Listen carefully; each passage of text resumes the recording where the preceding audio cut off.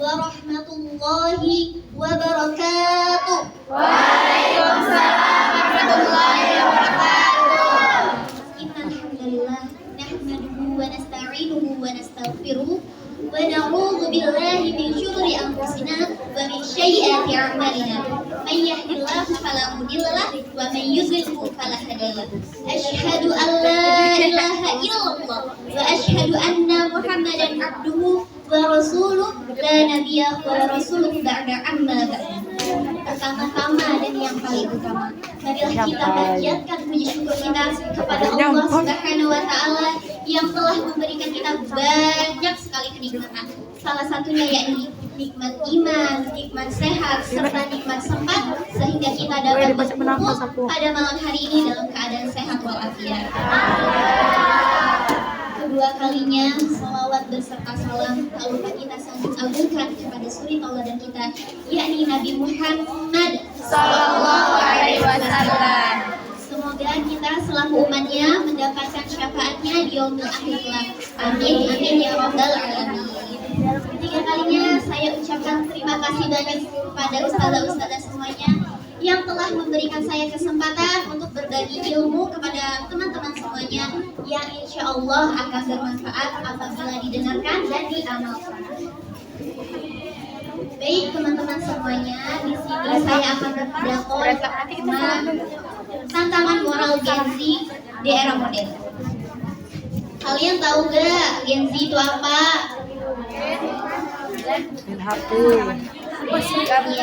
Z itu tuh anak-anak yang kelahiran dari tahun 1998 sampai 2012. Ada yang di atas 2012 lahirnya? Jadi kita tuh semuanya Gen Z.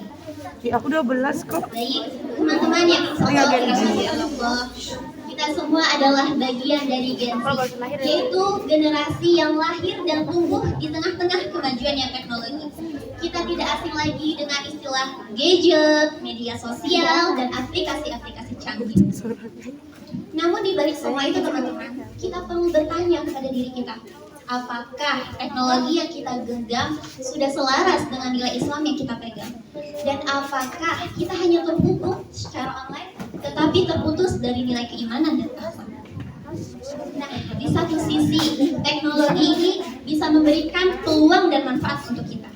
Namun di sisi lain teknologi ini juga bisa menjadi ancaman untuk kita, seperti adanya pergaulan bebas, berita hoaks, konten negatif, hingga hilangnya empati sosial.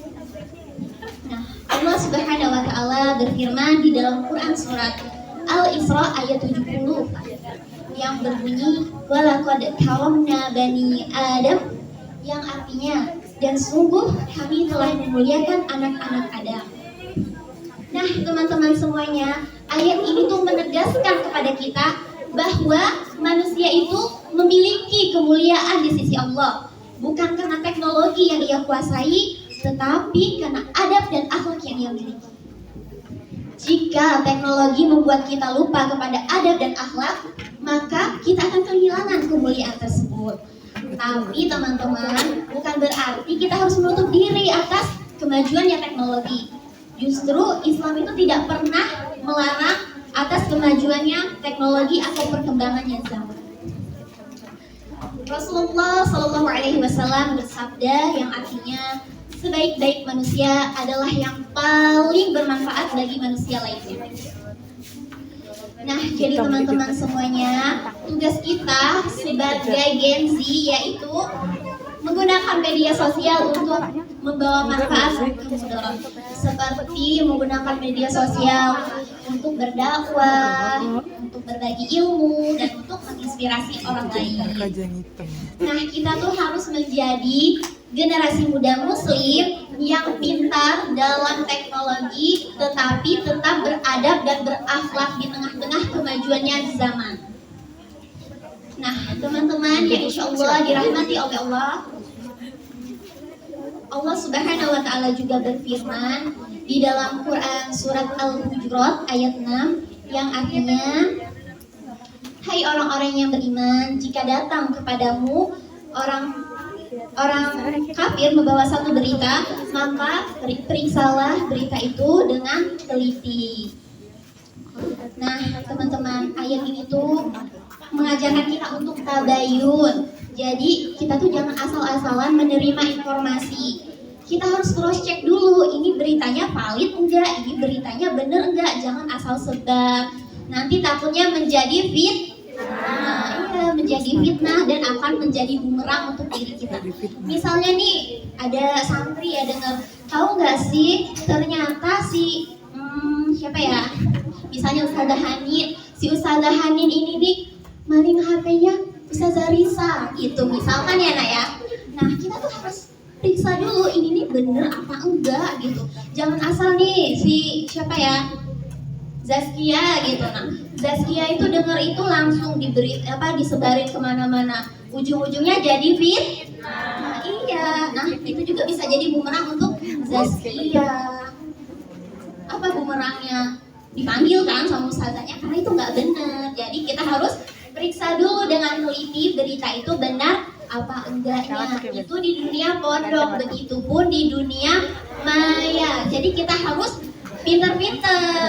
Kita tuh harus menjadi generasi muda muslim yang kritis dan cerdas dalam bermedia sosial. Jangan ikut-ikutan tren ya. Ada ini ikutan. Kita harus pinter. Ini bener nggak sih? Dan kita tuh harus pintar juga teman-teman dalam memilih idola. Jangan ikut-ikutan. Kalau bahasanya FOMO ya. Siapa di sini yang suka BTS? Dinda.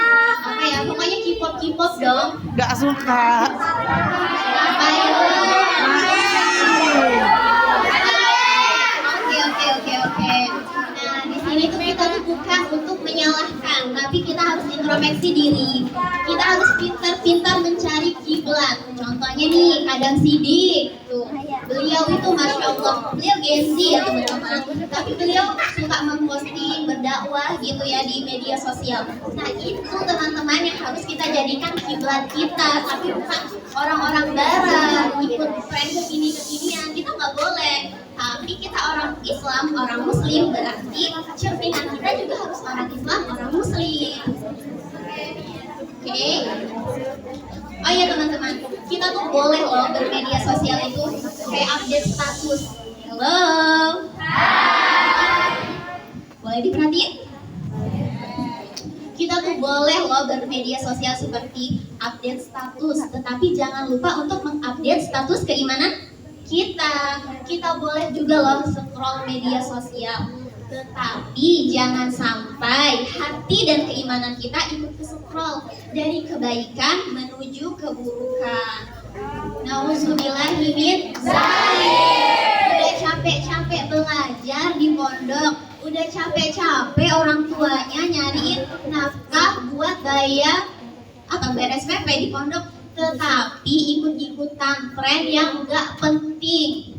Jadi kita sebagai Gen Z harus pintar-pintar dalam bermedia sosial, harus cerdas, harus pandai memilah dan memilih teman-teman semuanya. Ya, baik teman-teman yang insya Allah dirahmati Allah. Tantangan moral Gen Z itu bukan sekedar teknologi, tetapi bagaimana kita mempertahankan keimanan dan akhlak kita di tengah-tengah kemajuannya zaman, di tengah-tengah perkembangannya zaman. Semoga kita menjadi generasi muda muslim yang tidak hanya pintar secara intelektual, tetapi kuat secara moral dan akhlak, yang tidak hanya pintar dalam teknologi, tetapi pintar secara keimanan juga, mempertahankan keimanan kita di tengah-tengah kemajuannya teknologi. Baik teman-teman semuanya, tidak terasa sudah berada di penghujung waktu. Cukup sekian pidato dari saya. Apabila ada kurangnya saya mohon maaf, kepada Allah saya mohon ampun. Sebelum saya menutup pidato saya, kan tadi kalau dibuka berpantun dulu ya, berarti ditutup juga dengan pantun. Jangan lupa cakepnya ya. Buka laptop sambil makan roti. Mengerjakan skripsi di malam hari. Cakep. Apabila iman sudah di dalam hati, insya Allah hidup akan tenang dan berarti. Wassalamualaikum warahmatullahi wabarakatuh.